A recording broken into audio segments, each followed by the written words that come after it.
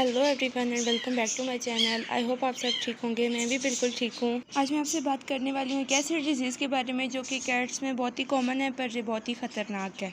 तो आज मैं आपको बताने वाली हूँ डायरिया के बारे में। डायरिया के मुख्तलिफ़ वजूहात होते हैं और उन सब का अलग अलग ट्रीटमेंट होता है। जो डायरिया के रीज़न्स होते हैं उनमें सबसे पहली रीज़न हमारे पास आती है चेंजिंग फूड। जब हम अपनी कैट को चेंज करवाते हैं फूड, वो उसको आदत नहीं होती दूसरे फूड की और हम अचानक से चेंज कर देते हैं तो उससे भी उसे डायरिया हो सकता है। या फिर हम अपनी कैट को मिल्क दे देते हैं, ब्रेड दे देते हैं या फिर वो कुछ मीठा खा लेती है और रोटी से भी डायरिया हो जाता है। दूसरी रीज़न हमारे पास आती है फूड एलर्जी। हमारी कैट को किसी चीज़ से एलर्जी होती है और उसका हमें पता नहीं होता तो वो चीज़ खा लेती है तो इससे उसे डायरिया हो जाता है। तीसरी वजह हमारे पास आती है कोई गंदी चीज़ हमारी बिल्ली खा ले तो उससे भी उसे डायरिया होता है। इसकी एक और जो मेन रीज़न होती है वो होती है डिवॉर्मिंग। हम अपनी बिल्ली की डिवॉर्मिंग नहीं करवाते प्रॉपर, जिसकी वजह से उसे डायरिया हो सकता है। डिवॉर्मिंग ना करवाने की वजह से जो डायरिया होता है उसमें हमारी कैट को ब्लडी मोशंस भी लग सकते हैं जो कि बहुत ही ख़तरनाक होते हैं। यूट्यूब पे आपको मुख्तलिफ़ वीडियोस मिल जाएंगी जिसमें आपको डायरिया का ट्रीटमेंट बता रहे होंगे, लेकिन मैं आपको अपने पर्सनल एक्सपीरियंस से बता रही हूँ क्योंकि मेरी कैट को भी पिछले दिनों डायरिया हुआ था। और मेरी कैट को जो डायरिया हुआ था वो कोई गंदी चीज़ खाने की वजह से हुआ था। उसे वॉमिट आई और उसके बाद उसकी तबीयत बेहतर होने लगी।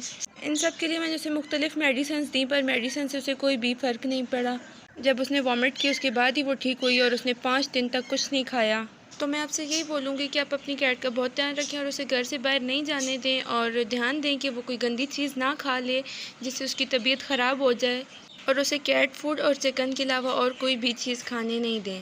अगर आपकी कैट को डायरिया होता है और वो कुछ थोड़ा बहुत खा पी रही है तो आप उसको बॉईल करके चावल दें, इससे डायरिया ठीक हो जाता है। ये मुझे किसी ने सजेस्ट किया था लेकिन मेरी कैट तो बिल्कुल कुछ खा ही नहीं रही थी, जबकि मैंने उसे बॉईल करके राइस भी दिए पर उसने वो टेस्ट तक नहीं किए। अगर आपको शुरू में ही पता है कि उसको डायरिया हो गया है तो आप उसे एंटीमेज़ोल सिरप होता है वो दे सकते हैं। ये बच्चों के लिए होता है लेकिन आप ये कैट को देंगे तो इससे उसके लूज़ मोशन ठीक हो जाएंगे।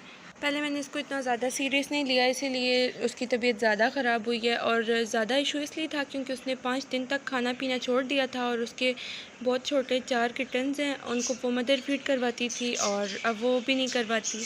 और मैंने उनके लिए मिल्क रिप्लेसर भी पता करवाया है पर मुझे अभी तक कहीं से नहीं मिला। मैं उनको गॉट का मिल्क दे रही हूँ जो कि मुझे नहीं पता उनके लिए सही है भी या नहीं है। कुछ लोग बोलते हैं कि मैं दे सकती हूँ, ये उनके लिए अच्छा है, लेकिन कुछ बोलते हैं कि गॉट का मिल्क कैट्स के लिए अच्छा नहीं होता।